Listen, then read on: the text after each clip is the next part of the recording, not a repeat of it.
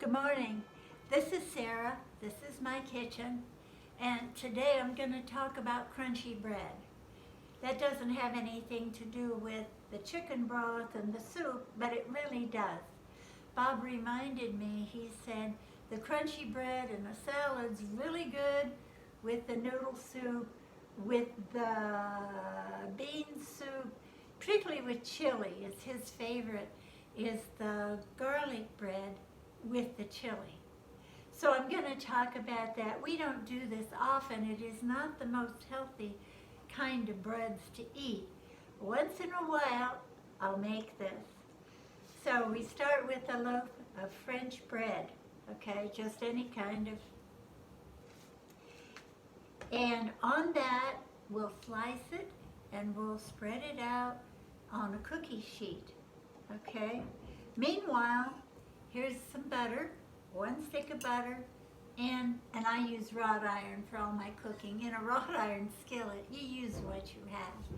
Anyway, you put the butter in there and you melt it, and then you add about a tablespoon of granulated garlic. You stir it all up. Then you add about a teaspoon of granulated onion. Stir it up. Okay, so all that melts down. And it isn't really thick, but you got to keep it moving. Okay, now, when the butter and the garlic and the onion, it's all melted in a liquid in your pan, you're going to put about a teaspoon of that mixture on every slice of the bread that you've already spread out. And you're supposed to be preheating your oven about now to about 375, okay? All right, when you get the mixture on the bread, the next thing you do, and this is what makes it special, is I use about a half a teaspoon on each slice of Parmesan cheese. Just sprinkle it on top. Maybe not quite half a teaspoon, but just a little, so you're giving that cheesy flavor to the whole thing. Okay, and then on top of that, this is some of the herb things I dried. This is dried basil, and then I'll sprinkle a pinch of the dried basil on each one of those garlic breads. Another thing that works really nice if you want to use an herb too is a pinch of oregano, okay? So you've got it. You've got the bread, granulated garlic, granulated onion, the butter, and the Parmesan cheese.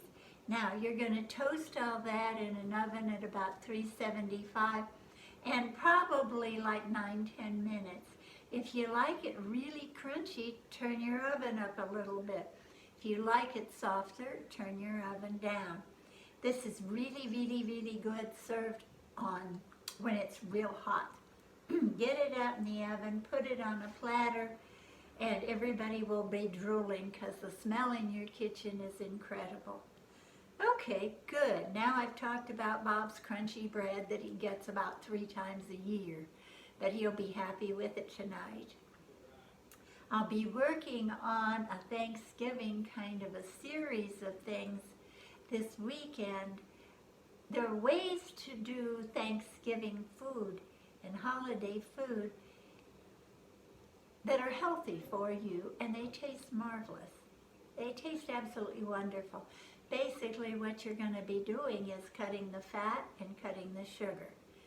So I'm going to be working on the turkey, the dressing, all of that, on how to put it together, some side dishes, apple pie, no, not apple pie, pumpkin pie, pecan pies, probably.